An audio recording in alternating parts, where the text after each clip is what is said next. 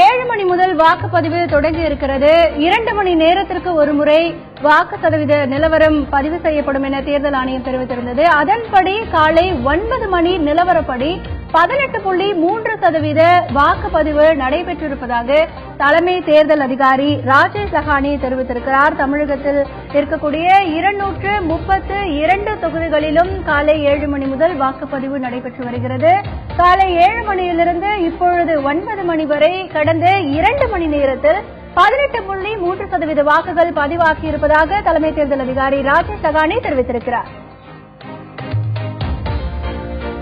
அடுத்ததாக இது குறித்த கூடுதல் தகவல்களை தருவதற்காக எமது செய்தியாளர் பாஸ்கர் இணைப்பில் இருக்கிறார். பாஸ்கர், சொல்லுங்க, இந்த 2 மணி நேரத்தில் 18.3% வாக்குப்பதிவு பதிவாக இருக்கிறதா தலைமை தேர்தல் அதிகாரி திரு ராஜேஷ் லகானி அவர்கள் சொல்லியிருக்காங்க. இன்னும் என்னென்ன தகவல்கள் அவர் சொல்லியிருக்காங்க, இது பற்றி விவரங்களை சொல்லுங்க.